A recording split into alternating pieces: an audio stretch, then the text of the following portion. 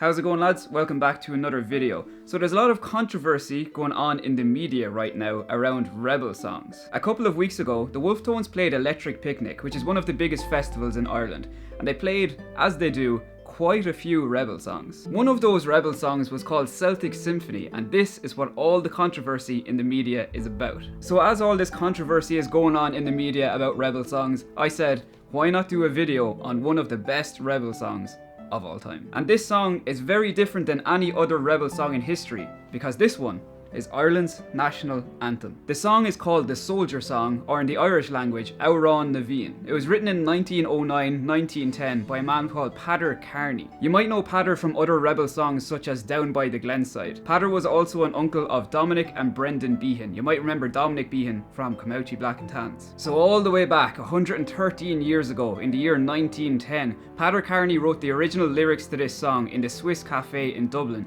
and the original lyrics were actually written in English. After Padraig had written the lyrics to the song, he asked his childhood friend Patrick Heaney to put music to it. When the song was written, it immediately became popular with the Irish Volunteers of 1916 and the Irish Republican Army of the War of Independence. And a fun fact about this song is during the Irish Civil War of 1922 to 1923, both pro-treaty and anti-treaty volunteers sang the song. The song was first commercially recorded in the year 1917 in New York City by a man called George Potter, and probably not a huge surprise, the British authorities actually confiscated the original copies of the song. So even though the Soldier Song was originally written in English, I think most people will know that the national anthem of Ireland is actually the Irish version of this song, so it's Amhrán na bhFiann. The translation from English to Irish happened after the Easter Rising in 1916. Liam O'Riordan was the man's name that translated it, and he did it while he was in Frongoch internment camp in Wales. The first appearance of the translated version to Irish was first seen in April 1923 in the Irish nationalist newspaper Freeman's Journal. Funnily enough, this song was translated to Irish by numerous different people, and they actually had a bit of a struggle between the whole lot of them about who was the original writer of it. What actually proved that Liam O'Riordan was the original version was the GAA, believe it or not.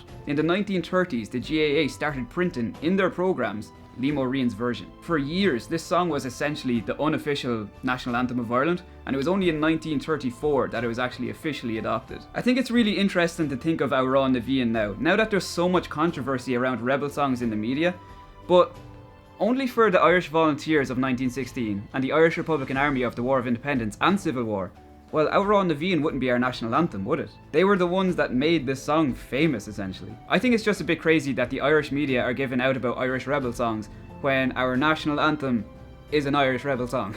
Like, Amhrán na bhFiann was sang by actual volunteers in 1916 and actual Irish Republican Army volunteers in the War of Independence and Civil War. But yet they have a problem with a song that has no historical context at all. It's just a bit strange. But anyway, that's just a brief history on Ireland's national anthem. Originally the Soldier Song, later translated to Amhrán na bhFiann. I hope you enjoyed this video. If you did, make sure to hit the subscribe button and drop a comment below of what song you want me to break down next, and I'll see you in the next one.